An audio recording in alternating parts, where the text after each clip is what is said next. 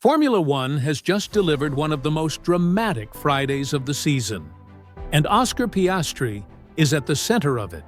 The McLaren driver has taken sprint pole in Qatar, but the story behind that result is far more complicated than a simple lap time. Let's break down everything that happened in this sprint qualifying session.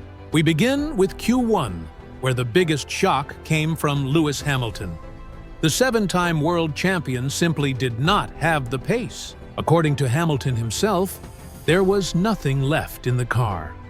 No mistakes, no traffic, just a machine at its absolute limit. Liam Lawson also fell earlier than expected, but Hamilton's elimination was the headline of the first segment. Moving into Q2, there were no major surprises. Ocon, Hülkenberg, Bortoleto, Behrman, and Hadjar dropped out. A fairly ordinary middle segment with no unusual names missing from Q3. But once we reached the final phase, things got interesting fast. Williams placed both cars in the top 10, sandwiching Charles Leclerc's Ferrari. Antonelli took 7th for Mercedes. Both Red Bulls qualified in the midfield. We'll get to them shortly. And then came the moment of the day. George Russell in P2, Lando Norris in P3, and Oscar Piastri on pole. But before we celebrate McLaren's perfect start, there's controversy. At the start of the only free practice session, Sky Sports' Ted Kravitz reported something unusual. McLaren did not present their cars immediately for the mandatory FIA pre-session inspection. Why? Because FIA Technical Director Jo Bauer granted McLaren an exception: extra time to adjust surfaces on the car so it could pass legality checks. That means one thing: something on the McLaren would have failed the inspection if left unmodified.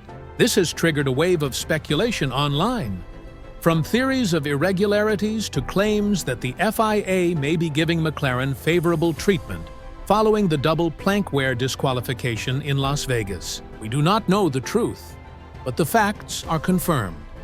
McLaren received extra time, something was altered on the car, and they arrived late to scrutineering.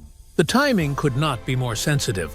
After the Vegas disqualifications, and after McLaren asked the FIA for alternative penalties relating to plank wear, this exception has raised eyebrows across the paddock.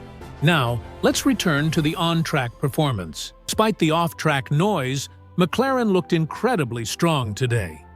Piastri led free practice, led Q3, and delivered an exceptional final lap.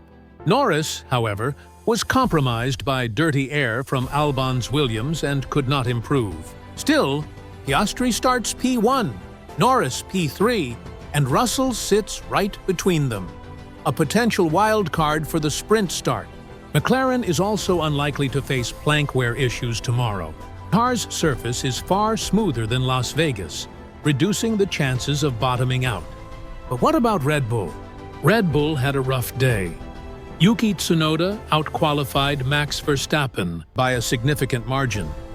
Verstappen complained repeatedly about bouncing and porpoising, with onboards showing the car striking the ground aggressively. This indicates one thing: Red Bull went too low.